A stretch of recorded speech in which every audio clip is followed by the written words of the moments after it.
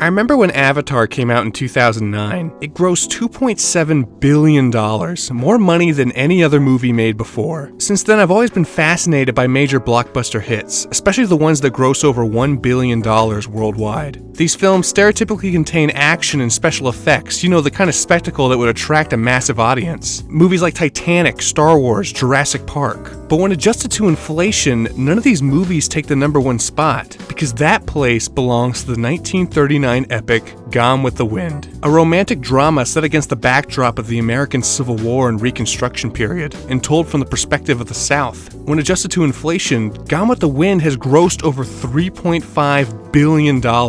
If recent movies such as The Force Awakens and Infinity War can only just break over $2 billion, it begs the question, how did Gone with the Wind, a movie that came out almost 80 years ago, make so much money? Well, the answer's pretty simple. Gone with the Wind has been re-released into theaters a total of 8 times since its initial release in 1939. Nobody ever mentions this. The movie was re-released in 1942, 1947, 1954, and these dates. During its first run, the movie made about $500 million.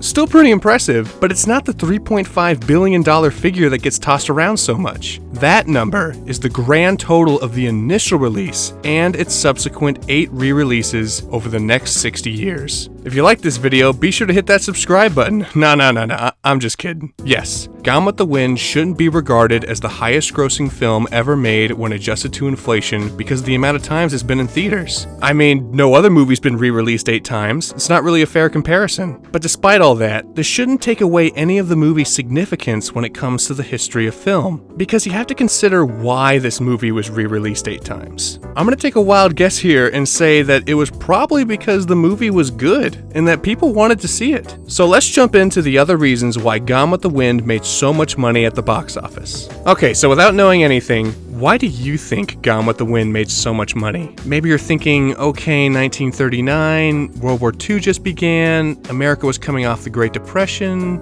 Did Americans really need that bad of an escape?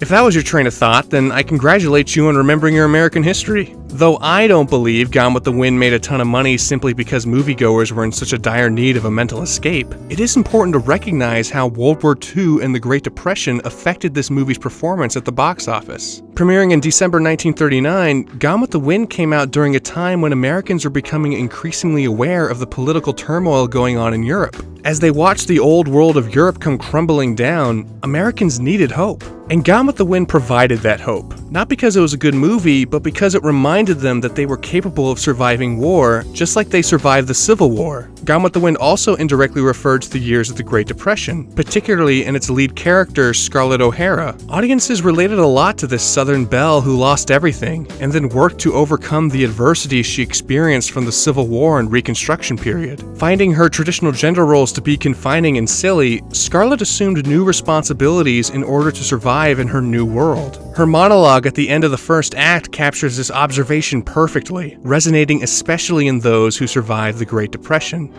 As God is my witness, I'll never be hungry again.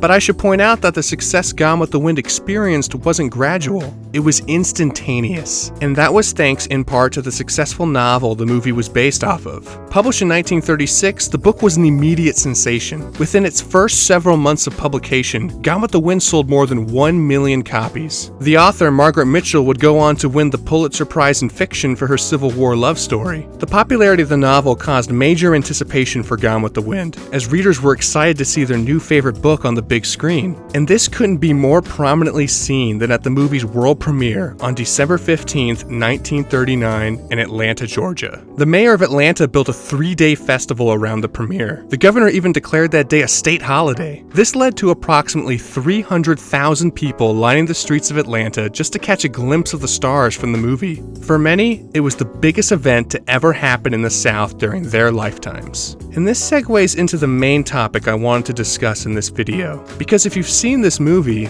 you probably know who the target audience was.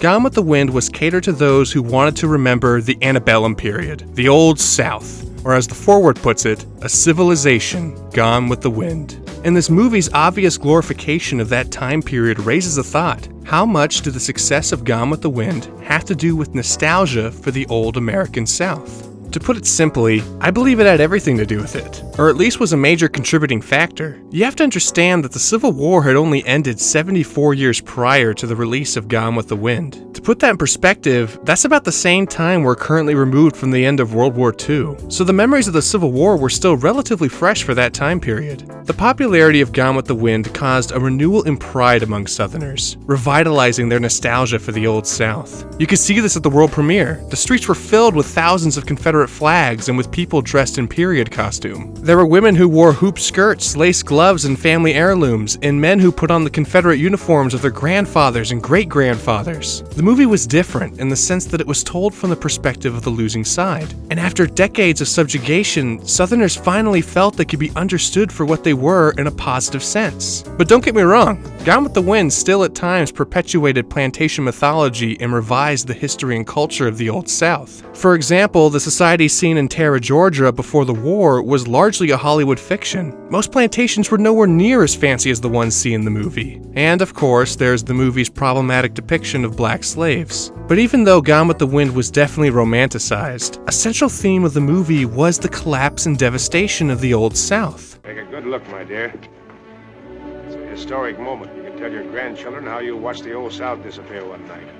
And that sentimental view of a great lost world was appealing to Americans, to the point where it helped Gone with the Wind become the highest-grossing movie of all time. As mentioned earlier in the video, Gone with the Wind still made $500 million off its initial release, which actually made it at that time the highest-grossing movie ever made, a record that would hold for over a quarter of a century. And we've talked on a number of reasons why it was a box office hit, including the time period it came out, and the nostalgia it invoked for the Old South. But the most simple answer is that the movie was good. It had impressive cinematography, moving music, elaborate sets and costumes, and an incredible cast. It won 10 Academy Awards, including Best Picture. Gone with the Wind was the epitome of Golden Age filmmaking, and even though its infamous $3.5 billion haul is mainly thanks to its subsequent 8 re-releases, it's still significant that people continue to watch it decades after its initial release, and deserves to be one of the most iconic films in movie history. If you like this video, be sure to hit that subscribe button. No trolling this time, you've reached the end of the video. But if you're still watching, let me tell you how I watched Gone with the Wind for the first time. I was 13 years old. I bought the movie on VHS for 75 cents at my church's fall festival. I remember the lady selling it to me being really impressed that I'd even heard of the movie before. But the only reason I wanted to see it was so I could hear the most famous movie quote of all time. Where shall I go? What shall I do? Frankly, my dear, I don't give a damn. Little did my 13-year-old self know that Clark Gable doesn't say that until the very end of the almost 4-hour movie. Anyway guys, you should subscribe. I make historically inspired video essays about movies, television, and animation. And if you haven't seen it, be sure to check out my last video where I examine the legacy of Who Framed Roger Rabbit and the impact it made on the animation industry. I'm the Jaunty Professor, thanks for watching, and as always, I'll see you guys in the next video.